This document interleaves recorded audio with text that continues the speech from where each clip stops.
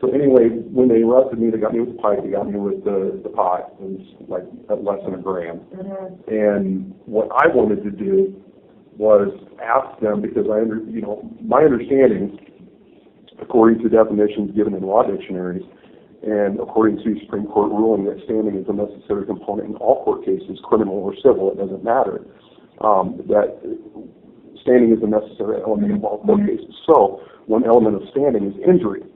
And since the state is the plaintiff must allege injury, so says the Supreme Court. So when I did motion to dismiss, due to the state's lack of standing, where's the injury? And I've even asked the assistant attorney, the prosecutor, what injury are you alleging that I caused the state? She was, I don't understand what you're saying. I said, you're an attorney, you know what standing is. We had this conversation. Well, it looks like the judge already ruled on those. However, what she did was the judge ruled and gave me 3 definitions. And I don't know if you have the paperwork, but when she No, I don't get anything that happens. I can make copies of it, but I don't. Okay. Well, what I did was basically got a response back that they were like, no, we're not going to dismiss, because she cited one statute, one Iowa code that said, basically it talked about how when they processed me for getting in jail and things like that, had more to do with due process. The other code that was cited as the reason why the state had standing was that it was basically a definition of what the prosecution's duties are as a prosecutor. And then there was another one which defined what a citation or something of that nature. So none of these address injury, and injury is a mandatory component. So what they did was they just kind of slid by and didn't even address the injury. So I want to get back and say, listen, all I want is the injury that you're alleging I'm causing the state. Okay. Well, the injury that they're alleging is the legislature has passed laws. Okay. And one of them is criminalizing marijuana. And they're alleging that you broke that law, that criminalizing marijuana. And the injury is what? The butt hurt because I didn't follow the rules? So, injury means a law violation, which the law, in your case... I've never seen any definition of injury that indicates that it's a law violation. So... Injury means, whether it's physical, financial, things like that. Nothing has to do... Can you cite that? Can you show me? Well, if you want me to give you a case, I will. But the fact of the matter is that you filed these motions and the court has not granted them. So we have to move on. Okay, so then I asked in a discovery motion, evidence is a key component in all cases. So I asked for the evidence that your statutes and code were even applicable.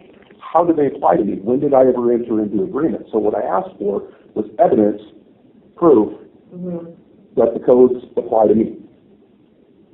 And they totally skirted that. And that's legitimate. You live here. Okay.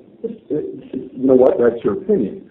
What I'm saying is that what is the evidence that just because I live or reside within an imaginary boundary, what is the evidence that your laws are applicable to me just because I'm within the imaginary boundary?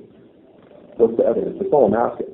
And the judge told me, he goes, well, the Supreme Court grants us the authority. And I said, okay, fine. Or not the Supreme Court, but the Constitution grants us the authority to, proceed with these types of things. And I said, okay, what evidence do you have that your Constitution is applicable? Well, the Ninth Amendment gives, and the 10th Amendment give all the rights not reserved to federal government. And that's part of the Constitution, correct? Yeah. Okay, so you're saying that the Constitution gives you the authority, or the Constitution is applicable because the Constitution says so. That's not a responsive answer, and that's what I got back there. I told him, you're talking circular logic. You can't say the laws apply because the law says so. That's totally unresponsive and circular. Okay, well... The Constitution applies because the Constitution applies. What if I were just to make up a rule book and say, hey, you owe me $5 for every minute I spend with you, and you'd be like, how's that applicable? And I said, well, my rules say that it's applicable. So you understand where I'm coming from. It's a circular logic. I see what you're saying, but it's not issues that I'm going to raise. Well, then you're not representing me correctly, because if you were to represent me, you'd be standing in my place, or standing in the place of, in other words, representing what I want to go forward. Well, I also have a duty to not file frivolous motions. That's not frivolous.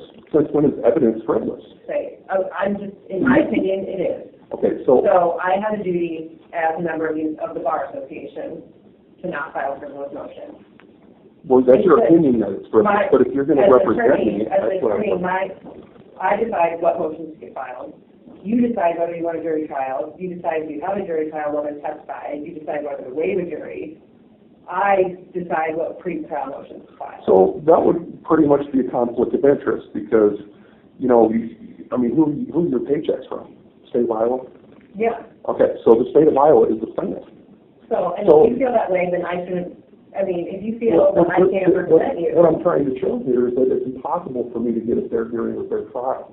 And the reason is that there's an inherent conflict of interest within the system. If you are paid by the state, Mhm. and the judges are paid by the state, and the state is the plaintiff, then there's a vested interest in the outcome. That's an inherent conflict of interest, and there's no way around it. Okay. So all I'm asking is just to drop this. All I had was a little bit of weed in my pocket. Big fucking deal, you know? Right. So, you know, I got you guys by rights. There's conflict of interest, and you know it.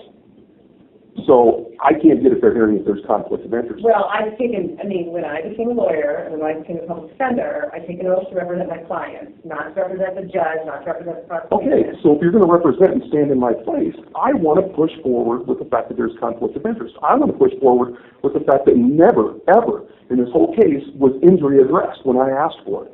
Okay. So that's what I want to do. If you're going to represent me, that's where we need to go. Okay, well, I'm not gonna file this motion. Okay, so what do we do? Well, I mean, you can write the court and say, my lawyer won't file the motions I want her to file. Okay. Fair enough.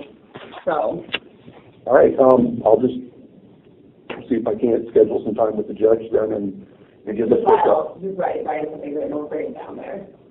Yeah, all right, so, yeah, I can do that, and I'm also probably going to need some extra time. I got surgery coming up the 17th. I got a tumor in my chest. Okay, So I'm going to be down for quite a while.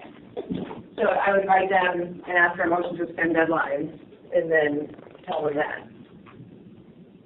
So, All right, thank you. you're welcome.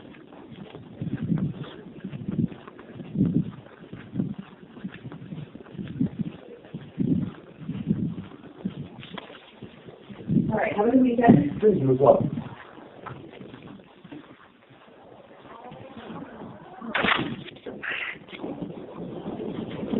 Unbelievable.